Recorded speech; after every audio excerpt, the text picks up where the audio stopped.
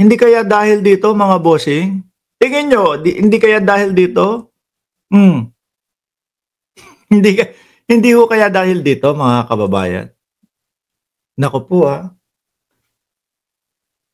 halos majority ng mamamayang Pilipino ang sinisigaw. Ang sinisigaw ang karamihan ng Pilipino, ituloy yung impeachment ni Inday Sara Duterte. Baka naman ang iglesia, ayaw matuloy yung impeachment. Hindi, ito tatanong ko lang ho. Ang pamunuan din po ba ng iglesia ay ayaw matuloy ang impeachment? Kasama po ba sila doon sa mga kumokontra na ang sinasabi po na ang impeachment po ay kumbaga pamumulitika lang sa Vice Presidente? Kasama po ba sila doon? Sabi dito sa Global Daily Mirror, Vice President Sara Duterte visits INC Central Office, no? Vice President Sara Duterte visited Iglesia ni Cristo Central Office to congratulate executive. Yun. Pero po, sa nakikita natin mga kababayan, yung Net25, alam naman ho natin, no? Kung kaninong channel yan, alam naman po natin kung ano ang mga relihiyon yan, mga bossing. At nakikita at kitang-kita naman po natin, kasama si Rodante Marcoleta, sila yung mga kumukundina at ayaw matuloy yung impeachment. Di po ba? Yung Net25, ramdam natin yan, alam natin. No? Papaulit-ulitin po kayo sa dahilan na pinupolitika lang ang Vice Presidente. Hindi ba po pwedeng makarinig naman kami sa inyo ng, kasi yung mga resibong ipinasa dyan, gawa-gawa lang yan. Yung mga resibong ipinasa dyan, hindi naman totoo yan. Yung ganun, yung puntuhin ninyo. No? Yung mga gagamitin sa Vice Presidente para mapatalsik ang Vice Presidente. Hindi yung papaulit-ulitin nyo. Pinupolitika lang ang ating Vice Presidente. Kasi yun lang ang sinasabi ng Vice Presidente at ng kanyang kampo. Kaya eto pong mga alagad nila, mga bossing, yung mga trolls na sumusugod dito sa ating channel, pinupolitika lang ang Vice Presidente. Di po ba? Kung ano yung ibinato sa inyo, eto, meron kayong mga resibo. Merong mga resibo na ipinasa ang OBP at ang Department of Education. Nung panahon ni nung panahon ni Inday Sara Duterte, dapat yun yung sasagutin ninyo. Dapat yun ang idedepensa ninyo. Or baka mahirap idepensa talaga. Di po ba? Ako naniniwala ako, madami sa mga kapatid natin mga INC, no? Hindi nila na alam yung nangyayari dahil yung iba naman po sa kanila, ang tanging gusto lang po ay pagsamba. Ang tanging gusto lang po nila ay magpasalamat sa poong may kapal. No? Pero yung mga kababayan natin yon na hindi mahilig sa politika, hindi na po nalalababalitaan yung mga ganito. Dahil ako naniniwala, mga bossing, kung alam nila ng na politika ang pupuntahan nila, kagaya na lang po nung peace nila. Naalala nyo yun, mga bossing? Diba? Peace rally. Yung isang miyembro, aalis ng bahay, lakad. Dala yung backpack. Nay! Tay! Alis na po ako. Pupunta po ako sa rally. Sabi nung nanay, Hoy! Saan ka pupunta? Anong rally pinupunta mo dyan? Hindi po, peace rally po iyon. No? Para po sa pagtawag ng kapayapaan po iyon. Para po maging mapayapa ang bayan natin. Ganun ba? Opo. Tsaka INC po iyon, no? Sa simbahan po. Sige, humayo ka. Okay naman pala yan. Tapos pagdating mo dun, no? Siyempre ikaw ang iniisip mo, peace rally. Lalahok ako para maging mapayapa. No? Gaganong lakad ka, sakay ka sa jeep. Lalahok ako para maging mapayapa ang ating bayan. Pagdating mo doon, oh, yung PDP, Robin Padilla, sino pa yung mga nandoon? Aba, sabi, ayos ah. Puro politiko ng PDP ah. No? Puro politiko ng PDP. Ah, hindi, sige, okay lang. Baka naman napabisita lang sila. Pagdating mo doon, si Marcoleta nagsasalita. Bumabanat sa gobyerno. Pati yung kamatis yata, oh, meron pang nabanggit, yung mga PNP chief daw. Hindi naman daw pinapatawag, ganito, ganyan. Ay, Diyos ko, sabi ko. Ano po tawag doon, mga bossing? Siyempre, ikaw, ang nasa isip mo, kapayapaan ang pupuntahan ko. Peace rally ang pupuntahan ko. Tapos may pagbanat sa gobyerno. Ala, ano na to? Sabi ko doon sa nanay, tatay ko, para sa peace rally. Parang political rally ata itong napuntahan ko. Ayun. Parang ginamit lang po yung salitang peace o kapayapaan para madaming pumunta doon sa kanilang pagtitipon. Di po ba? Ito, simbahang Katoliko, mga bossing, o hindi ko lalahatin. Pero karamihan ng mga pare, isa po ang sinisigaw.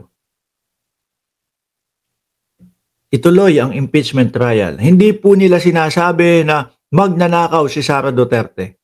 Hindi po sinasabing ituloy ang trial. No? Kailangan matuloy ang impeachment trial. Yun po ang sinasabi ng simbahang Katoliko, mga bossing. Kumbaga, anuhin natin, kumbaga, litisin natin.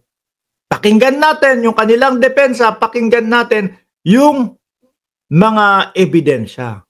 Kapag napatunayan natin na hindi magnanakaw si Sara Duterte, simple lang, acquit.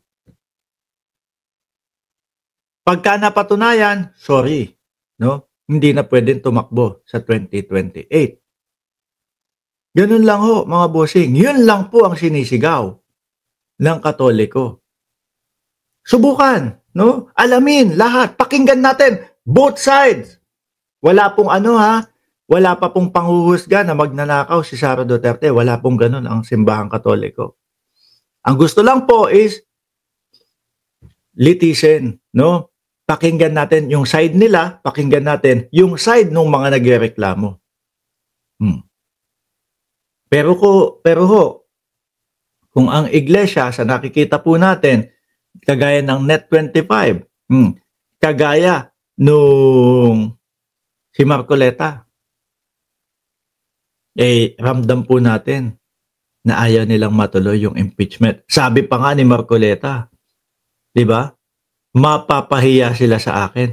Biruin mo, mag-judge ho sa impeachment. Meron na pong kasagutan. O, di ba? Mag-judge ho sa impeachment. Sinasabi, talo na yung mga nagrereklamo sa impeachment. Aba, ang galing. Hindi pa nakikita ang ebidensya, hindi pa yata naririnig ang depensa. Talo na ang impeachment para ho sa kanila. Di ba, Angeline Collado? Aba, nakakahiya ho yun, mga bossing. Nakakahiya ho yun, mga kababayan. Biruin mo, tumakbo ka sa eleksyon, nangampanya ka para sa taong bayan. Tapos pagdating ng mga ganitong pagkakataon, para sa mga Duterte na lang. Ba't hindi po natin masasabing para sa Duterte na lang ho? Biruin mo, wala pa nga nailalatag na ebidensya sa kanila, hindi pa nila alam. Wala pa silang pagbabasihan kung bakit i-dismiss yung impeachment. Aba, nagsusumigaw na po, dismiss daw, i-dismiss daw. Kawawa ang taong bayan sa inyo. Hindi po ba? Kawawa ang taong bayan dito sa mga ito. Bakit natatakot kayo na ituloy yung impeachment? Kasi walang depensa? Pinamumukha nyo sa amin na talo yung impeachment na yan. Dahil didepensahan ninyo. Meron kayong ilang lawyer? 16 na lawyer? Ibig sabihin, mahihina din ang ulo ng mga lawyer ninyo. Kaya dismiss ang sagot ninyo.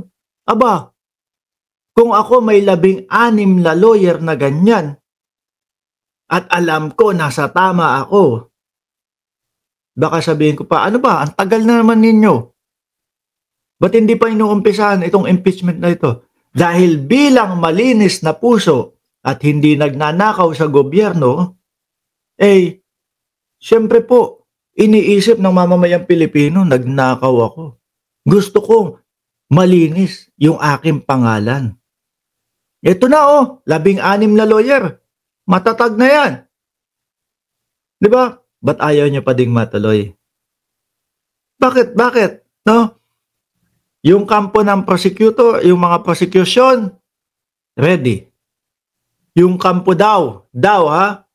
Sabi nila, ready sila.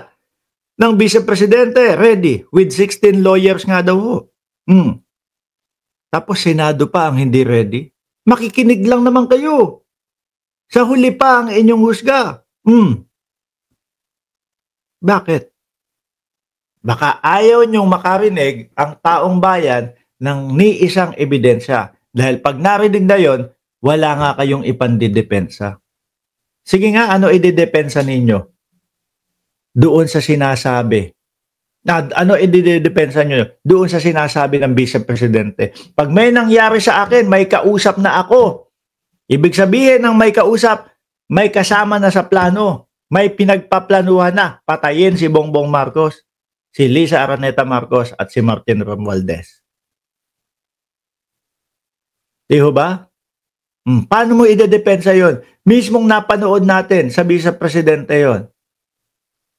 Paano mo idedepensa yung mga resibo na mismong galing sa opisina ng vice-presidente? Hindi na nila pwedeng sabihin, gawa-gawa lang yan. Sila lang ang gumawa niya. Hindi, kasi galing sa kanila mismo yun. Paano mo ipapaliwanag sila Mary Grace Piatos? Si Mary Grace Piatos po, si Roque po yan. Kung meron pong gano'n na pagpapaliwanag, umpisa pa lang po ipinaliwanag niya na ng mga yan. Di ba? Ipinaliwanag na po ng mga yan sa Kongreso pa lang. Wala. Kung meron man pong hiwalay na envelope na ipinapaliwanag, yung mga listahan na nandoon, nilabas na po nila sa Kongreso yan. Dahil wala po na leader ng bansa na gusto ang umabot pa sa impeachment. Di po ba?